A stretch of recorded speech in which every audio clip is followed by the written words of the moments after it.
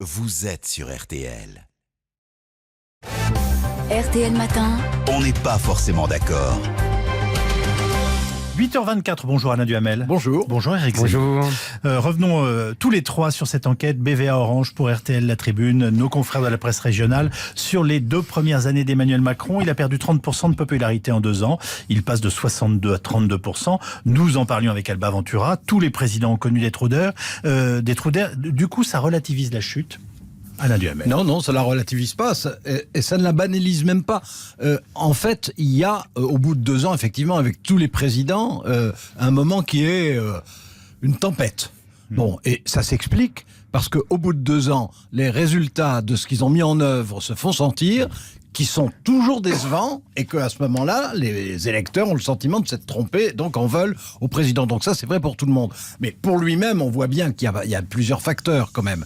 Il y a un facteur personnel. C'est quelqu'un en qui, au moment de son élection, une partie des Français, mais enfin une partie qui compte, une partie des Français a vraiment cru. Il en a fait une espérance, en a fait quelque chose de nouveau. Et je pense que parmi ceux-là, il y en a beaucoup qui lui restent attachés, mais il y a des déceptions. Mais au-delà, je pense qu'il y a eu de plus en plus de Français qui ont eu le sentiment qu'il appartenait en quelque sorte à une espèce différente, qu'il vivait dans un autre monde, qu'il avait une autre vision qu'eux, et que d'une certaine manière, donc, il ne les comprenait pas. Et je pense que ça, c'est très difficile à remonter. Mais ça ne veut pas dire qu'ensuite, il ait les mains liées pour la suite de son quinquennat. Je vais y revenir. Éric Zemmour. La question, c'est est-ce que le quinquennat peut se poursuivre? Puis là, on va avoir une échéance politique. Le quinquennat, il va se poursuivre de toute façon, évidemment. Vous savez, depuis que je suis jeune journaliste politique, on me dit il va pas finir son mandat. Alors, c'était Chirac, c'était Mitterrand, donc évidemment que ça va se terminer. Mais c'est pas ça le sujet, d'après moi. Non, je voudrais reprendre ce qu'a dit Alain. Premièrement, le coup des 2 ans.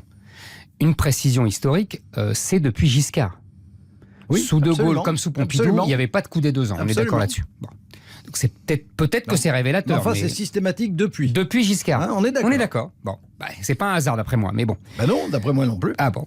Deuxièmement, est-ce que c'est une déception d'une partie de ses électeurs? Moi, je ne crois pas. Non. C'est-à-dire que Macron, j'ai déjà dit 100 fois, donc je vais le répéter vite, Macron incarne l'union des bourgeoisies, le rassemblement des bourgeoisies, la bourgeoisie de droite, la bourgeoisie de gauche, qui se sont alliés parce qu'ils n'arrivaient plus à se cacher derrière la droite et la gauche. Avant, ils se cachaient derrière la droite et la gauche, ça fait Sarkozy-Hollande, et puis finalement, le Sarkozy et Hollande faisaient la politique de la bourgeoisie de droite et de la bourgeoisie de gauche. Et là, ça marchait plus, donc ils se sont alliés en même temps, et Macron, c'est ça. Ça, les fondamentaux sociologiques, je dirais marxistes de cette alliance sont les mêmes, vous comprenez. Juppé et Raffarin sont toujours avec Macron. Donc ça, pour moi, ça n'a rien changé. Enfin, Juppé, il est neutralisé, là. Non, mais d'accord, vous avez compris. Oui. Ce qu'il incarne politiquement, c'est des noms pour incarner des sociologies et donc des idéologies. C'est une coquetterie d'Alain Duhamel. Ah bon, d'accord. Il est au Conseil constitutionnel, alors. Mais le Conseil constitutionnel, vous savez, est un élément politique. Si vous voulez même pas me le faire dévier. Merci. Désolé. Deuxièmement, ce que je voudrais dire, c'est que quand Alain dit les autres se sont aperçus, ont compris qu'ils n'étaient pas de leur monde, ont cru qu'ils n'étaient pas de leur univers. C'est pas social. Ils l'avaient compris dès l'élection. Vous venez de me dire l'un et l'autre. La déception est devenue une rythmique habituelle depuis Valéry Giscard d'Estaing des 2 ans du président de la République. Quand je m'interrogeais, si vous voulez, sur le devenir, la question c'est est-ce qu'il peut encore entreprendre... Je me permets de citer un autre chiffre, 39% des personnes interrogées attendent encore quelque chose de lui. Là, il y a un côté paradoxal, c'est que malgré l'impopularité, ce président est encore à même de surprendre. C'est pas paradoxal. Il y a une possibilité d'espoir. Je vais vous répondre, ce qui me permettra de préciser ce que je disais. Oui. En fait, quand je disais qu'il avait créé une espérance différente de ce qui se passait les élections. Elle n'est pas morte. D'après, c'est que il incarnait le monde qui vient pour une partie de l'électorat. Et c'est ce qui faisait peur à une autre partie de l'électorat. Mais il continue à l'incarner. Et le monde qui vient, il continue à se dessiner. Et donc c'est pour ça que... Donc ça, c'est les 25% qui ont voté pour lui au premier tour. Et les 39% de Français qui ne sont pas ses adulateurs, qui ne sont même pas ses soutiens, mais qui lui donnent une chance... Ils attendent quelque chose de lui. Ils attendent toujours, mais parce que je pense que... Sa faiblesse, c'est sa distance personnelle avec les électeurs, mais sa force, c'est qu'il continue à incarner quelque chose de neuf et quelque chose de différent. Et c'est ce que ses prédécesseurs, Nicolas Sarkozy, avait voulu faire la même chose. Puis il s'est trouvé il s'est pris quand même trois crises économiques en 5 ans sur la figure. Pourquoi ce qui est sans précédent. 2008, quoi, c'est tout. Non. Enfin, elle est colossale. Oui, mais elle est gigantesque, mais il y en a eu 2 autres. Il y a eu une crise financière, une crise monétaire, etc. Ah ouais, mais tout ça, c'est 2008, quoi. Ah oui, 2010, la crise de l'euro et tout ça. Ah oui, d'accord, d'accord. C'était pas rien. Non, c'était pas rien du tout. Non. Mais moi, je pensais uniquement à la crise. D'accord. Bon, mais on en revient à Macron.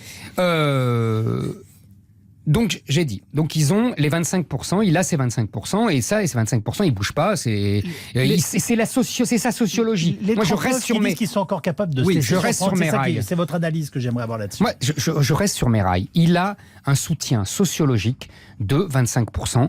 Le reste n'est pas d'accord avec lui. Et pour les 39%, c'est que simplement, les Français attendent toujours quelque chose du président. Nous sommes un peuple monarchique, c'est comme ça.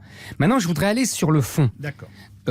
Sur le fond, vous savez qu'il y a, c'est pas Alain qui va me démentir, il y a la tradition du virage des 2 ans. Parce que les 2 ans, c'est pas seulement un choc de confiance, c'est aussi un virage. Le plus fameux virage, c'est 83. On aurait pu d'ailleurs, celui de 76 aussi, c'est une sorte de virage par rapport à la politique de relance de Chirac. C'est quoi le virage de Macron ? Le virage de Macron, c'est l'anti-virage de Mitterrand. C'est-à-dire, je m'explique en 2 mots. En 81, on fait une politique de relance par la consommation. En 83, on fait une politique de rigueur et de libéralisation au nom de l'Europe. D'accord ? Aujourd'hui, en 2017, on continuait la politique de l'offre, ce qu'on appelle la politique de l'offre, c'est-à-dire favorable aux entreprises et pas d'augmentation de la consommation. Voilà. Et en 2019, qu'est-ce qui s'est passé ? Macron a distribué... milliards.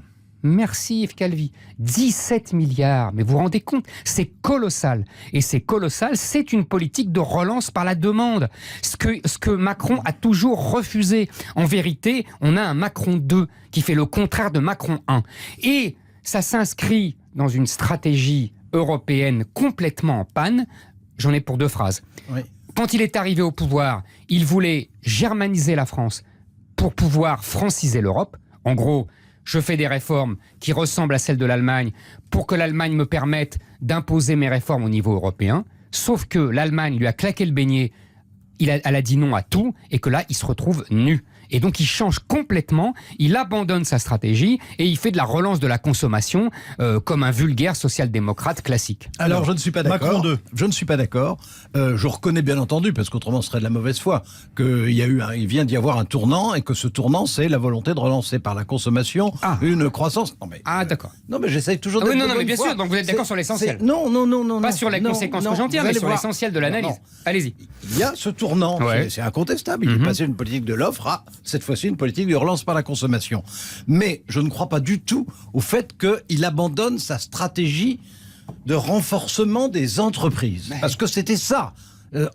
Quand il est arrivé au pouvoir, son idée, d'ailleurs il l'a démontré, y compris fiscalement, c'était renforcer au maximum les entreprises. Et ça, je ne crois pas du tout. De même que beaucoup de gens disent il va arrêter les réformes, et beaucoup le lui demandent d'ailleurs. Et je suis persuadé que non, il ne va pas arrêter les réformes. Pas les sous. Et en particulier, par exemple, mais non, parce que par exemple, la réforme qui est essentielle et qui va être la réforme emblématique. Je ne sais pas s'il la réussira, je n'en sais rien, mais je sais qu'il essaiera. Ça va être la réforme des retraites. Or, la réforme des retraites, ça ne pose pas du tout de problème de financement à court terme. C'est une question d'anticipation sur des décennies. Donc, il peut parfaitement continuer une politique de réforme et même de réforme ambitieuse. Et là, j'en reviens à ce que je disais en commençant, à savoir sa force et sa faiblesse. Sa force pour pas 25%, beaucoup plus que ça. Ceux qui voient un monde nouveau qui est en train de se dessiner, ce qui est la réalité. C'est ce que j'appelle les 25%. Non, c'est plus que ça. C'est les 39% pour le coup. Non, et puis, mais non, c'est normal qu'on soit pas d'accord.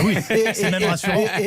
Et puis, par ailleurs, il y a ceux majoritaires, malheureusement majoritaires, selon moi, mais majoritaires, qui ont peur du monde nouveau qui se construit. Et je pense que le vrai clivage macroniste, anti-macroniste, c'est ceux qui espèrent dans un monde qui se construit différemment et ceux qui le redoutent. Merci infiniment l'un et l'autre d'être venus commenter cette actualité politique et cette forme d'anniversaire. Je vous annonce à dimanche, pardonnez-moi, à midi, dans le grand jury, nos deux invités successifs cette semaine, en l'occurrence Nathalie Loiseau pour La République En Marche et Guillaume Pelletier pour Les Républicains, donc grand jury.